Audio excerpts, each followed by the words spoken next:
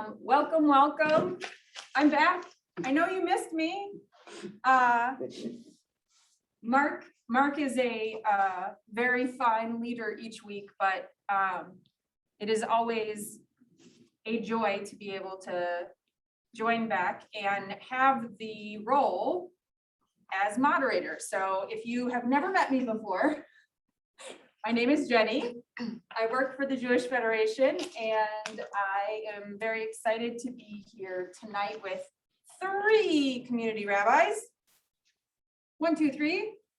And we're discussing a topic which it's interesting. As we were discussing leading up to this, I feel like the title itself kind of suggests that there is a tension, but I'd love to explore that perhaps that might not be needed to even make that. So anyways, our topic tonight is American loyalty to Israel versus progressive values. And I wanted to start off by having each clergy person, as we like to do, just remind us who you are. And then I think for today, I just want to hear, particularly in this past year where we've had some ups and downs, right? Like over the summer, there were some uncomfortable moments, and what is your on one foot feeling about Israel in the context of America, like Israel as American Jew? For some of you, you may need to stretch more than others because you're only a temporary visitor, but I'm an American citizen. you wait, no. I always forget that. I always forget that you're a boomerang. You're not born and bred in Israel. So, okay. Who wants to go first? Anyone get us started? Far right. Okay, I guess I'm going first. I'm Rabbi Berezin. I'm a rabbi at Temple Israel. And I guess the on one foot version is that I believe that American Jews have a strong connection to Israel and have a role to play in our homeland. And I think that it's important for us to understand what is happening in Israel, for us to be part of the dialogue around Israel, for us to understand that our relationship with Israel is one of love, and also even in the best of relationships, sometimes we can disagree with the politics of someone that we love or of a land that we love. And for me, that's where the title of this series, panel, whatever we want to call it, is really important, because I consider myself a lover of Israel, and I have a relationship with Israel that allows me to therefore acknowledge when I don't feel or agree with a policy or with something that's happening there. It doesn't diminish my love for the land of Israel, for the people of Israel, for the community of Israel, but the same way that I criticize or critique or disagree with politics in America, I feel that it's my responsibility to do so in Israel as well. Hey, my name is Rabbi Yoni. I'm the assistant rabbi at Beth Israel Synagogue, and also a shaliach from Israel. So I'd like to continue what Jennie started to say before. I'm only temporarily here, but I mentioned that I'm an American citizen like all the rest here, because all of us are only temporarily here.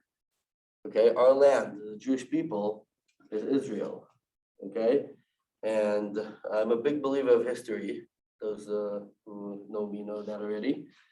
And the Jewish people in the past 2,000 years had many homelands, but everyone in every generation, everywhere, was always hoping to go back to Israel. So Israel, that's our real homeland, and that's a place that all Jews should go to, and that comes always first. And I think that we need to remember that, and I think that when we continue to talk more this evening, I think we'll need to bring up the very important question of what are we more Jews or more Americans? I think that's the most important question of this generation, and I want to believe that everyone knows the answer. Okay, I'm going to start studying Chumash.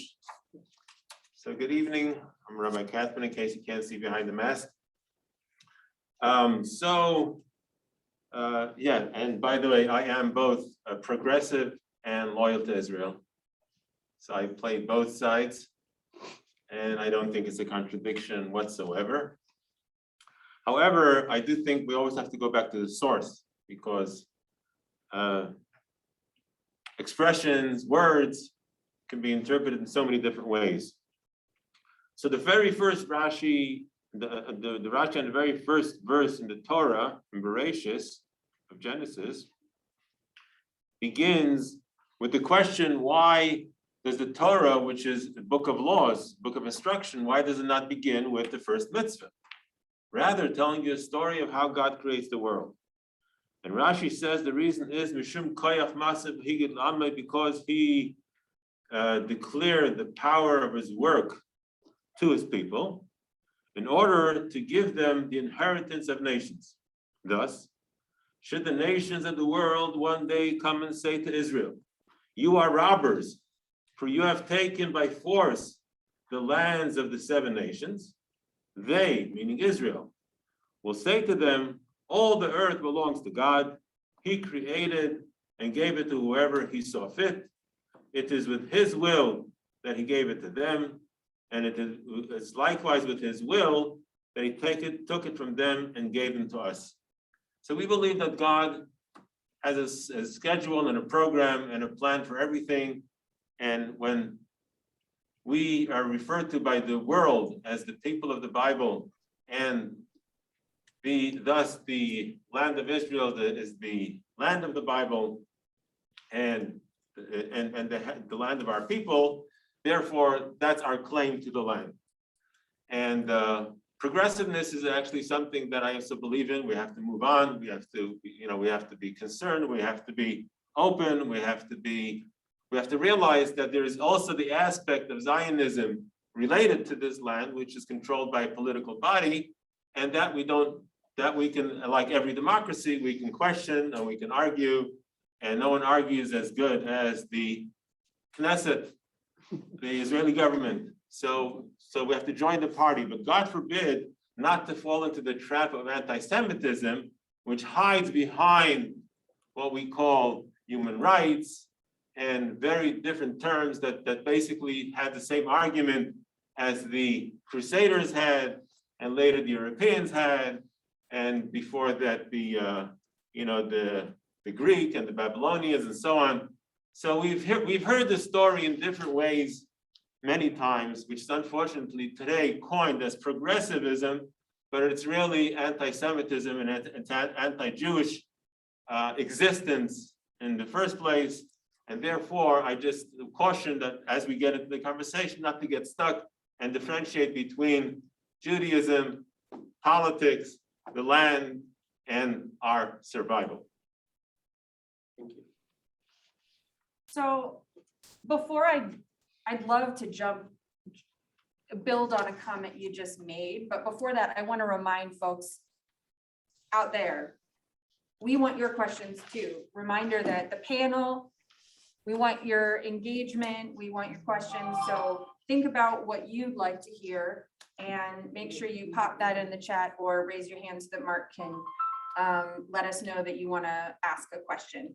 So, I mean, Rabbi Katzman, you mentioned the Knesset, and it really reminded me of the fact that one of the beauties when I was learning about Israel that I had a hard time wrapping my head around was how much diversity there is in the Israeli political system, and how easy it is as an American, given our political system and the very like defined parties, to wrap your head around that vast diversity.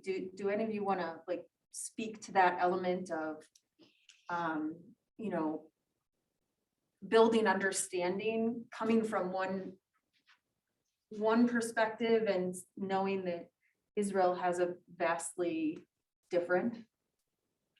Rabbi Yoni, I feel like you'd be really well positioned to Okay. speak to that. So I'll go back to the Chumash, if it's okay. Now I'll go to Parashat Vayishlach. Okay, happens to be that Parashat Vayishlach, just now in the middle of the story, we're reading about the 12 tribes. Okay, next Shabbos, the Shabbos coming up, we'll read about Binyamin that was born, but the Jewish nation are created from 12 tribes. Okay, and if you talked about the diversity in the Jewish Knesset and the Israeli Knesset, and I think at the beginning of Zionism, we'll call it, the beginning of the Israeli state, starting in 48, they tried to create one nation. Okay, I want to go back to. They tried to create one nation. They tried to create the land of Israel. Israel, like we know, like we're going to read that we got this name from the Malach, from the angel of Esav that fought with Yaakov when he tried to cross back then of Israel. He had the fight. Vayavik ish imu adalot hashachar. He had this struggling, and in the end, after he defeated the angel, we got the name Israel. Israel is let's say the thing that's supposed to unite us. That's one of the reasons that the Jews decided to call Israel the land of Israel and not Judaism, that comes from the tribe of Judah. Okay, we all know that after the destruction of the second temple of Beit Midrash Jennie, only the 2.5 tribes stayed in the land of Israel in the kingdom of Judah. That's of course the tribe of Yehuda, the tribe of Binyamin, and half of the tribe of Levi that was always separated between everyone. And when we came back to the land of Israel, they tried back then to create one nation, the Israeli nation. But they forgot that Yaakov Avinu, that got the name Israel, has 12 sons. Each one of them represents a different way of Judaism. And each one of them is very important in order to create the Jewish nation, or the Israeli nation, it's more likely to say. And it's very important to remember that, because every argument that you see in the Knesset, every politics that you see, every problem, if you can find problems there, everything comes because everyone there, and some of them I know personally, everyone there believes that he is there in order to add good and to do good for the entire Jewish nation, for the entire Israeli nation. Okay? And only when we will work together, we'll be able to hear each one of these 12 tribes, then we'll be able to create the state of Israel, the land of Israel, to create it to be one nation. And it all starts from the stories that we read last week and we'll read this week, and from now on until Bnei Israel, Hine Am Bnei Israel, or Ele Shemot Bnei Israel. We're starting the book of Shemot really soon, and that's the first time that we were called the sons of Israel. Ele Shemot, these are the names of the sons of Israel that went down to Egypt, and the first person in the world that recognized that we are not only the sons of Israel, but a nation, happens to be that he was Pharaoh, not a non-Jewish person. He was the first to recognize that we are something much bigger than only a family, than only a few brothers that like to argument, and we're all familiar with the stories that they didn't really go so along so together, but yet we are one nation. And sometimes we need to look from outside, to look from America, and to see the beauty in the land of Israel, to see how all the tribes are coming back in the past 70 years, all the tribes are coming back to the land of Israel, reuniting in order to create this beautiful thing that we call Israel. And we are all part of it. But we must work together, and we must understand that all these arguments are all for the sake of heaven in order to create, again, the Jewish nation. And I mentioned it many times in the past, that we are now in a very, very important year of the state of Israel, because only twice in the past history, we had our own Jewish state, our own Israeli state. One of them was, of course, sorry, when King David and afterwards his son King Solomon, Melech David and Melech Shlomo ruled. They ruled for 73 years. Afterwards, we reunited again in the story of Hanukkah that we soon will learn about. That also the Hashmonaim ruled only for 73 years before they started fighting again and dividing again the land. In the book in the story of Melech Shlomo and Melech David, there was a son of Shlomo, Rechavam, and Yerovam ben Nevat that separated the land into the land of Israel and the land of Judah. I'm assuming everyone's familiar with the story. And afterwards, also by the time of the Hashmonaim, also after 73 years, the land was divided and started fighting together. And happens to be, everyone knows, that today is 73 years after the beginning of the establishing of the state of Israel. So it's a very important year. So all the arguments and all the fighting and everything that happens in Israel maybe tries to repeat the history. But we here now are able to change. And if we'll be able to pass this year and to continue united and to unite everyone in years to come, this state, Israel, will stay forever. And Bezrat Hashem, we believe that this is the beginning of the Geulah, step by step, okay? And hopefully, sooner than later, we'll be able to rebuild Beit HaMikdash, the third Beit HaMikdash, and the Mashiach will come, Bezrat Hashem. And it all starts from these stories that we read now in this Shabbos. Yes. I really like what you said, what both of you said, all of you. And in regard to the topic though of progressivism, I know I taught at a small college for about 40 years, and from most of the people who considered themselves fairly liberal, and that was about 90% of the faculty, I heard negative things about Israel, almost 100%. And students even told me they were surprised when they were in my class that something good was said about Israel, because they said they never heard that before. And here are just the 4 things why I think they are so opposed to Israel. And I think number one was they equate the Palestinians in many cases in their minds with the Black community in America. They say just like the Blacks are oppressed in America, so the Palestinians are oppressed in Israel, which I think is, I think it's false all over the place in every aspect of that statement. But they have this concept that Israel is a neo-colonial nation, and they have the same attitude about the United States, because I've rarely heard any good about the United States from those same people. That America, they think, is mostly a racist country, that they agreed with that current quasi-lunatic Kendi, who talks about critical race theory. What's that? Can I stop you for a second and ask if we have a question? I would really. Okay, I just wanted to say, just to frame out the other points, that the progressive mentality often tends to be in favor of minorities in general over anything. They also tend to be often anti-military. And when they see Israel use its oppressive military to maintain order and justice, they don't like that. And finally, there's a heck of a reluctance to ever say there are good guys and bad guys. They don't believe it. They don't believe that the terrorists are the bad guys and the people who put them down are the good guys. Rather, they're a bunch of equal people who have disputes. And I think those are the reasons why I heard so much negative about Israel from progressives. So what's the question? And my question is, have any of you seen that? Have any of you seen what I experienced all for much of my adult life and career, time and time again.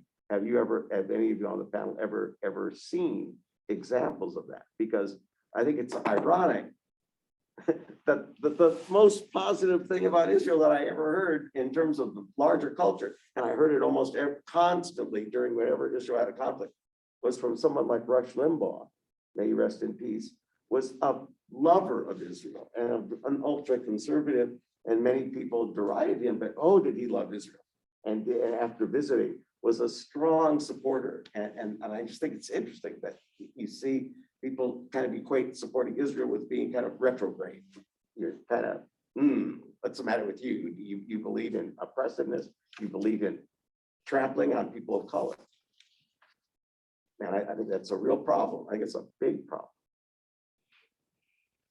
I could put it a different way. I mean, so I printed out, there was a statement made on Israel by scholars of Jewish studies and Israel studies. And I think this is probably some of the same people that you're referencing in your question.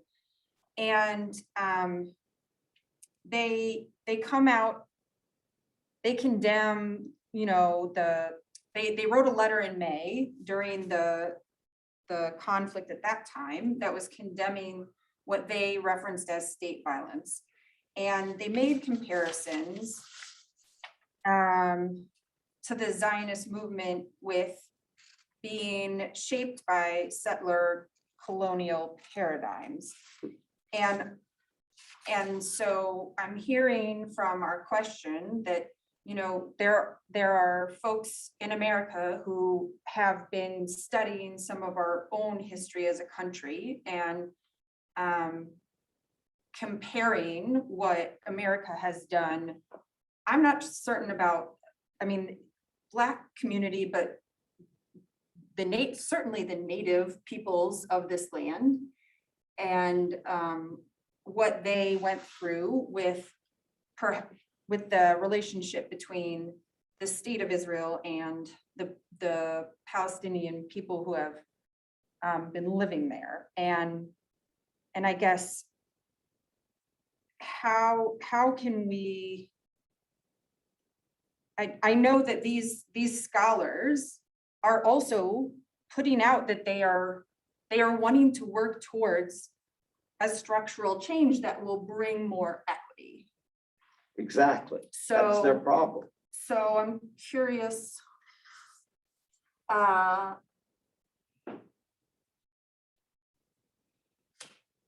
It's funny, I don't have a question either. I want to thank you. I want to like- thank you very much. You couldn't have picked a better example. So, If it's okay, I would like to try and understand maybe a question. I'm trying to. I'm trying to balance I the think statements. the facts are like the conclusions they jumping to are not based on facts. Okay, and I highly recommend them to learn a bit history before they jump to facts. First of all, because all those that we call today Palestinians that live in the land of Israel, most of them, and I can highly say most of them, and you can Google it and you can check, we know where they came from. None of them, I can't say none, but most of them are not didn't live in the land of Israel for decades, not even for over 100 years.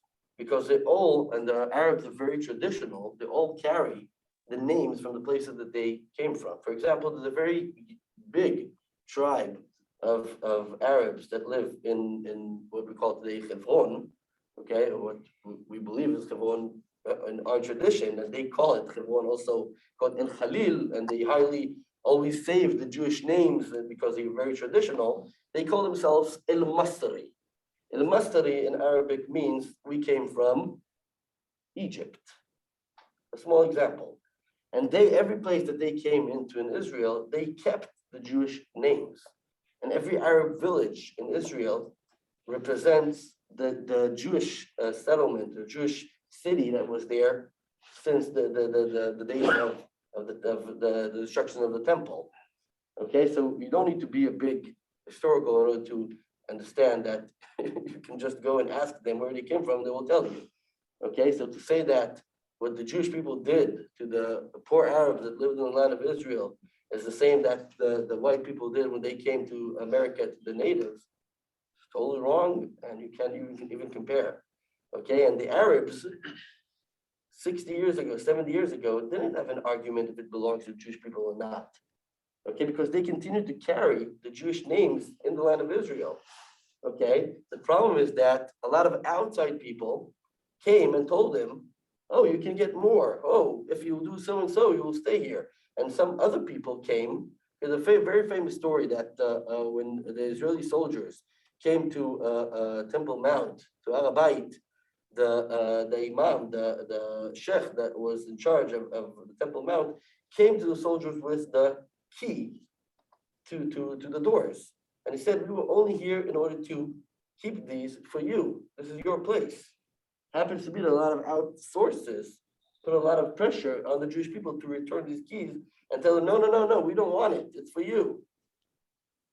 Okay, so again, you can find everything in Google. I'm not making up anything. And just look historically and the small details of what exactly happened. Are you saying, Rabbi, taking the I position? can't see your face because there's something. Steve. Oh, okay, yeah. I want to clarify what you just said. Yes. Do you believe that the whole land of Israel then was given by God to the Jewish people, and those Palestinians, those that are living there, are interlopers? Yeah, Yes. Is that what you said? yeah, that's true. I totally agree with you. Thank you. I Yes. didn't agree. I asked only as what you said. Yes. this is what I have problems with that Okay, go ahead. position. You know, Okay, what, yes, go ahead. when the land was given to Israel, it was, number one, biblically, although given to Israel, it was given conditionally, was it not? You know, how do we behave in that land? How do we carry on? How do we treat people in that land? That is also from our prayers and from the Torah as well. There's just not one position that should predominate. Mhm. And there's a difference too between support for Israel and support for a particular Israeli party or position, such as the Netanyahu government. I don't think support for Israel means that you have to support the particular government that governs Israel. As far as I know, Netanyahu is Politically. Um, And then I think you're going to have a really hard time, Rabbi, selling the idea, although some people buy it, that this was given, all of it was given to Israel, and the Arabs are completely interlopers. It is much more complicated and difficult than that.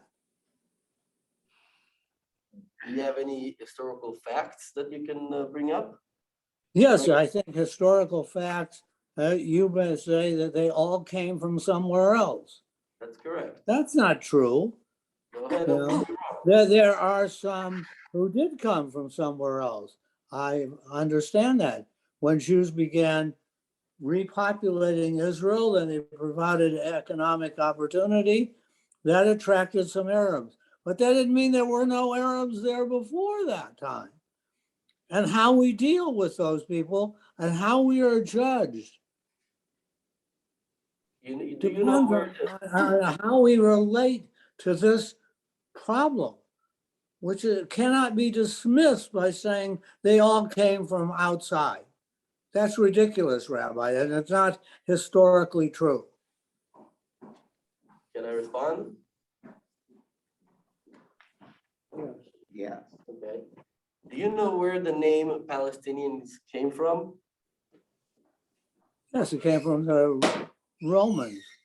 Very good. Why did they call the state of Israel, the land of Israel, Palestina? Do you know why? Say that again? Why did they call it Palestina? Do you know why? The Romans? Yeah. Why? Because you're gonna say that they all came from the sea? Philistine? First of all, yes, but they call it in order to try to erase the name of Israel from that land. And they call it Palestina or Palestine. Okay, they call it because we read in the Bible, in the Tanakh, about the Plishtim that came from overseas, that lived in Ashdod, in Ashkelon, all across the shore. Okay, and when the Romans came there, they tried to kick away the Jewish people. So in order to make sure that Jewish people won't remember that this is the land of Israel, they tried to erase the name. Okay, and afterwards, many years later, came the British, and they called it Palestine or Palestina, to embarrass the Jewish people. They call the Jewish people Palestinians, not the Arabs. And that's a historically fact. So I'd like to respond to something, to kind of jump into this conversation too. I don't wish to get it, Okay. where'd everybody go? What happened? Yeah. I don't wish to debate the historicity of that piece of it. What I want to say is that regardless of all of that stuff and all of that, the facts are that at a certain point, there were other people living in the land, right? That's true. Yes. And there are reports when independence was, when in the Independence War, that there were people that were kicked out of their homes, right? There were people who had to leave, Arab, Palestinians who had to leave their homes, who were kicked out of the land, who were told to leave. When I was last in Israel, I met with, I don't remember his title, but he was one of the Lutheran ministers of Jerusalem. He was one of the head ministers of the Lutheran movement in that city. And he was a Palestinian. And what he said to me is that at a certain point he was, in the land, and he went back and he knew that he went to a certain address, the way it was where his great grandparents lived. And he walked in, and he knocked on the door, and I've done the same thing where you grow up at a certain house and you say, oh, I want to look around because I used to live here, right? I don't know if you all have done that, but I certainly have. And he said he knocked on the door, and the person said to him, hi, who are you? How can I help you? And he said to this person, oh, this is my grandparents' house or my great grandparents' house. May I have a look around? And the woman who answered the door said, no, this is my house. I bought it from the Israeli, from the Israeli state. This is my house, and it has been for the last couple of decades. And what the Lutheran minister said is both of these things are true. Both, it is her home. That is where she lives. That is where her family resides, and she's bringing up her children. And it is also true that my great grandparents lived in this house. And regardless of all of the other pieces of that, those are both true facts. There were two different people who believe that that is their home and have evidence that that is their home. And part of the tension here for me is finding ways to where we can live together and acknowledge the pain and the tension behind, this multiplicity of true statements. And with regards to all of the other pieces that we're talking about, there are actually there are differences between Arab settlements and Israeli settlements throughout Israel. There are differences in what the taxes pay for. There are differences in the school system. There are differences in how people are treated on a base level, and that is also part of Israel's history. And we have to figure out what that means as well. And that is part of who Israel is right now as well. And we have to figure out, if that is all true, how are we going to live by the values that we say Judaism stands for in that land too? And that, to me, is where this question of values really comes in, is how we live together when all of these things we have to hold in both hands. Wonderful.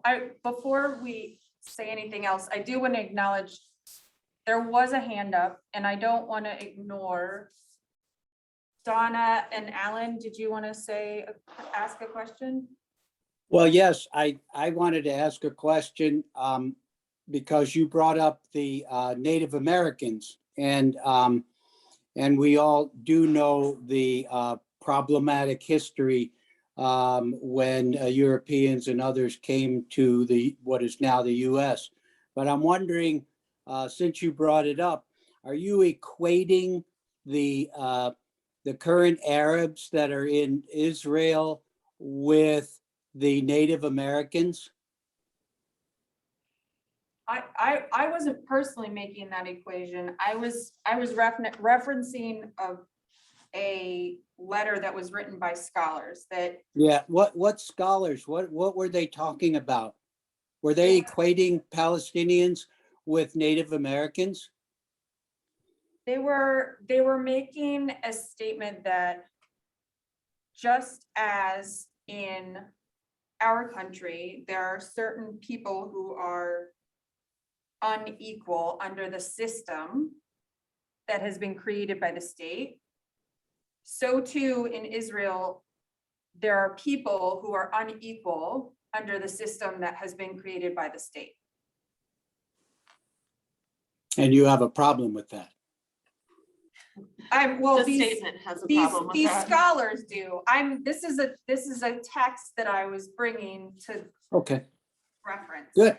Thank you for bringing that up. But I guess I'd be curious if anyone wants to answer my question, which is anyone equating Palestinians with Native Americans? And what's God? Not at all. No. I'm not making that equation. I can't speak for any of you. I would say yes. I mean, they're both human. You know, they're both human, and I think our sensitivity towards the Palestinians as Jews is very, should be sensitive and should be very concerning. And when, God forbid, we see killings amongst the Palestinians, adults or children, it hurts us to the core. And as Golda Meir says, we can forgive you for killing our children, but we can't forgive you for turning our children into killers. And that's something that really lies the core of Judaism. And also pointing out that all of the most recent wars, especially, Israel was always on the defense, never starting a war. As a matter of fact, most of the times they waited a little too long, and therefore there were more casualties than there could have been had they done something preemptively. So I think everything really has to be put into context. And what Rabbi Yoni was saying before is that I'm going even a little further than that. Back in history, we were brutally murdered and thrown out of those houses that were later taken over perhaps by these Palestinians for several years or several generations. But it doesn't make it that doesn't make it any less our own original home. There's nobody out there amongst these scholars that are fighting for the Katzman home in the Ukraine, which I saw just a few years ago, which belonged to my grandparents, and they were brutally murdered, and houses were taken away. And the same thing is in Lebanon and in Turkey and all of these countries where there were hundreds of thousands of homes, synagogues, centers of Judaism, which nobody is even dreaming of reclaiming. So again, the Palestinian problem is a problem which we all feel bad about, but it's perhaps really belongs to the Egyptians, to the Lebanese, to those nations that are truly responsible for this problem. But just to throw it on us, because we do better as victims than the other way. But the reality is, in order to survive, we have to have guns, we have to protect ourselves, and we have to be strong. And God forbid, if we're just going to leave it to the scholars and to the nice people out there, there'll be no Jew. It'd be like following what Mahatma Gandhi wanted us to do. Gandhi always thought, wouldn't it be wonderful if Jews just let the Nazis do what they were going to do and they could be forever martyred? And that's not the way to live. But I want to also just, Can I just ask Jenny a question before you? Sorry, Jenny. As far as I know, the topic is not the Palestinians in Israel. It is not, Okay, it is not. I would love to shift. maybe we'll Yeah. schedule a different Beit Midrash talking about Good point. they call it the conflict, even though it's not really a conflict. But yeah, I think let's go back to the original. Loyalty. Sorry. Absolutely. I would love that. Mark, are any of the questions? I feel like Sorry. there are some good, I'm just trying to use my eyes and my eyes. may There is a not be- difference between reforming Israel's internal social political system and calling for the end of Israel. I'm not sure the progressives. I'm not sure I think it continues. I'm not sure. that Oh, care the about progressives former, care I about gotcha. the former. And then, that's a comment. Lynn had questions before that as well. Why is it the mass believes all Jews in Israel are from Europe and not any that are Middle Eastern Jews from Middle Eastern countries such as Yemen? I've heard people say there were no Jews there until the 1940s. This is never disputed. Why? What's the question? Sorry. I didn't, I don't think it asks about progressive values. yeah, I didn't know. No, I wanted to go down to Oh, the, I was going back to that question she just asked. Oops. yeah, I think that's also not, I mean, we were trying to circle back to the topic. And I thought that. Don't get me wrong. I have a lot to say, but I don't think. Oh, yeah, I know. I know, and I don't think that last question is, Yeah, you don't have to worry about it. I typed that a few minutes ago while you were still talking about the way people feel about Israel and stuff like that. So yeah, you don't have to answer that now. Like you said, we can circle back to like what the original topic was. So that's fine. okay. You got this question? This last one? Yeah. Yeah, so I think we don't have any questions right now. yeah, we don't have any questions on the topic currently. That's the issue. So. Yes, I'll just jump in for a second, just to get back on track. So I'm actually on a blog that comes from heaven. And it starts about this Protestant, Catholic, and Jew are sentenced after having sinned. So they have to get into the elevator, and the angel drops off the Catholic, and it's really hot. He tells, "Hey, get off."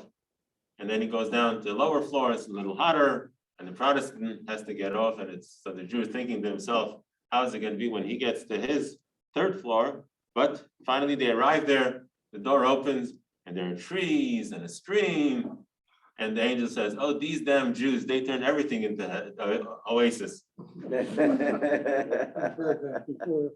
So the point is that yes, as long as we're going to be successful, there's going to be that envy and jealousy and the reclaiming. As long as it was just a desert, nobody was fighting for it. Nobody really cared for it. Nobody took care of it. And as a matter of fact, when we turned them over just a few years ago, and technically an oasis, they turned it into a war zone. and place of destruction, which is known as Gaza and so on. So the loyalty we have to be able to also differentiate between the loyalty of Jews towards Israel versus Americans towards Israel. Because Americans towards Israel have this interest, personal, as far as the political position and military and security position, America needs to have a strong democracy, a dependable democracy, irrespective of the history whatsoever. If someone else had that Israel and that democracy, they would support it. So we have to understand that it's not the values that we necessarily think of as Jews. Now, the fact that we happen to be Jews and American, that becomes part of the calculation, but that's not everything. So when we put everything just behind the argument of a democracy, and we totally drop the other historical and personal and soulful connection, that's when there's that disconnect. So I think we have to think about both pieces. And when we're arguing politics, we're not arguing religion. We're arguing religion, it's not politics. We have to be able to separate it. And when we mix everything together, that's when it becomes harder to really remain focused. Yeah, I actually, to me, I respectfully disagree. I think that the way I read Torah and the way I read text in our tradition, I think it helps me to inform how I want to live my life and what I believe. I believe Judaism has something to say about how I want the world to be. And I believe that in many circumstances helps me to live out my values in the secular world, because otherwise I don't know how I'm supposed to be guided. I look to Judaism to help guide me in how I live my life on a day-to-day basis. And so if I have questions about, really anything, I think Judaism has something to say about it, whether it's how I do business or how I interact with my neighbors, about property, about, finances, about how, how we should be creating policies and things like that on a day-to-day level, about a woman's right to her own body, things like that. I think Judaism has a lot to say about these things.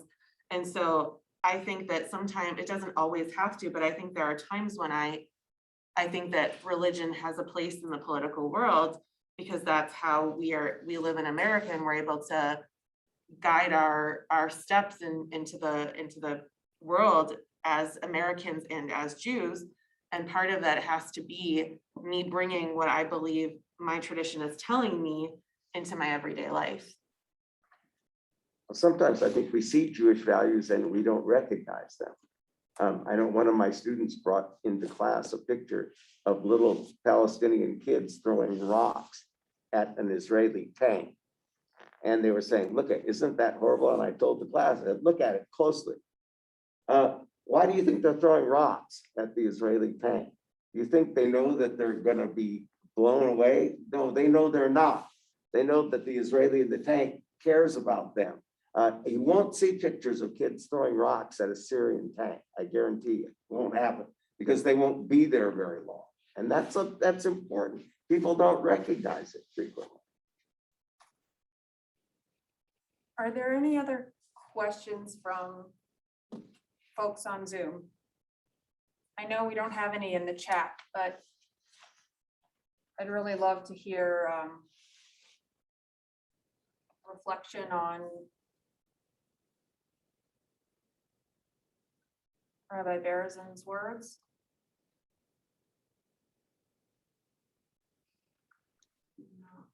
So it's like I must be right. I guess I see it the same way. There's a delicate balance between where we use our religion, our faith, our beliefs to guide how we approach politics, how we approach anything in life, and that difference where we start legislating our own, that our way must be the only way it's followed, that politics can be, that we can't come to compromise with people who believe vastly different from us. And see some of that with, right to life and how it's, the religious belief that something is a way needs to become policy for everyone instead of finding the route where the policy allows for people to believe as they do without defining this is the only way you can live out your beliefs. If that makes any sense. And I guess that applies with Israel with how we approach anything. And there's always a concern that we cross the line if we're too loyal, there's always that loyalty test that is brought up, you're all for Jews, when there's problems with anti-Semitism.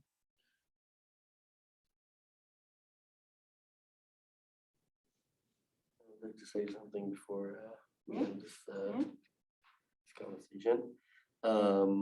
I'd like to continue with what Katzman said a few minutes ago, and to understand that we must separate between Jews and non-Jews here in America. Like Rabbi Katzman said, the Americans now, believe it or not, they need the Jewish state. Okay, they get a lot of that. We are the democracy in the Middle East. And as a kid, we used to drive a lot around the American bases, army bases that are in Israel. And the Americans for now really need us. The question what will happen when the Americans won't need us anymore. Okay, and again, 80 years ago in Germany, the Jews were really successful. All the banks in Germany were owned by Jews. All the lawyers, many of the lawyers even of the judges in the court system, many of them were Jewish, and many Jews in Germany call themselves the new Germans, and they put aside the Judaism and they said, no, we're more German than Jewish, and everyone knows what happened a few years later. And again, I'm a big believer of history, and what I see here in America since we arrived here two something years ago, the Jews here are really, really successful. And unfortunately, many of them are starting to forget that they are Jewish, and they say we are more American than Jewish. Again, the question what will happen in a few years from now when America won't need Israel anymore, okay? And people will start being jealous of that like happened 80 years ago in Germany, that Jews are so successful. The question what will be then? And again, I don't know, but I'm raising this question. I think that every Jewish person around the world needs to have it in mind, because the only place that a Jewish person can be safe is in his own land, in the land of Israel. And again, I really appreciate America. I really highly thank America and feel grateful for everything that the American state did for the Jewish nation in the past 80 years and more. And it's an amazing place to live in. I live here for in the past 2 years, but yet always in the back of my head, I remember that even if it will be great to live here, it's not our own land.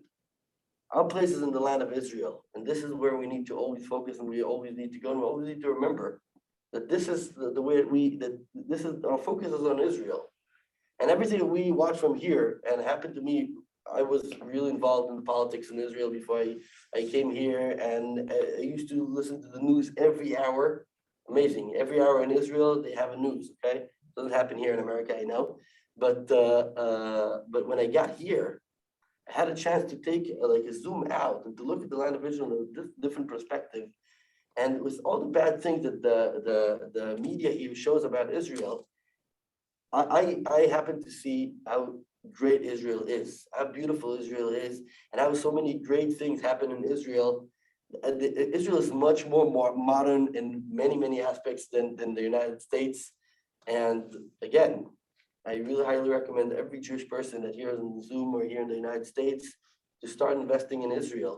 Because just in the past year of pandemic of COVID, there were at least 10 companies that was sold, that did an exit, what we call, to larger American companies here. And a lot of more inventions happened in Israel in the pandemic year that most of the world was closed. Look how great Israel is. And again, always remember, the land of Israel is our home, and this is where the focus needs to be. This is where we need to always put our target, this is to aim our target, this is the way we need to go. And what I have to say about this topic. I really like your historical perspective. Well, let me ask you, Rabbi, again for clarification. Go ahead. Are you saying that fascism succeeded because the German Jews weren't sufficiently Jewish? What's that again? I didn't understand the question, I'm sorry. Fascism succeeded. The what, the what? Fascism, Fascism, okay. Yeah. fascism succeeded because the Jews weren't sufficiently Jewish. I don't know if that's the reason. I know what happened in general.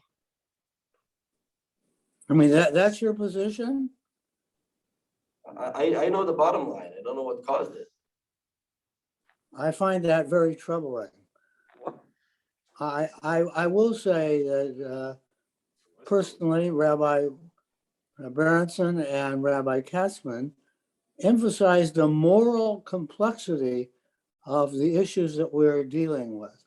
I fully agree with that. And there are no simple answers. There's no one thing, and that's going to mean everything. We're wrestling. You talked about, Rabbi, how we got the name Israel. We are wrestling with God and man, so to speak. And we're still wrestling. There are no simple answers. I think that's a good place to wrap it up, Mr. Rikus. Very well put. So I want to thank everyone for coming tonight. Remind you that next week is the night before Thanksgiving, and so we're taking a break. You'll have to find something else to do with your Wednesday evening. And we'll come back in December, the first Wednesday in December. Rabbi Berezin and Hazan Craftsman will speak about the commandment to be fruitful and multiply. So thank you. And Jenny, I heard something about a film festival starting. Is oh, that? there's a film festival? I heard that. Amazing. If anyone is looking for something to do Motzei Shabbos this weekend, the film festival is the film festival is beginning and is back in the theater. For 2 years it's been elsewhere, either out in the world or just not happening because we're all hanging out in our houses. So for those of you who are comfortable, we invite you to come and view the 4 films in our new Alan J. Levine Theater. It will be the same old story in terms of free concessions, great film, but then the new piece, beyond the 4 films that we have showing in person, there's also an option to sign up for the Hanukkah Film Festival, which features 11 films that you can stream at home. And so those are 11 separate films, many of which our local committee had considered for inclusion in our own film festival. But this is part of a larger thing, and it's a really good price because it's only $36 for 11 films. If you're interested, I encourage you to look into both of those. You can go to jewishomaha.org and find all the details. So thank you. Thank you. Thank you. Thank you very much. And thank God for the USA. Yeah.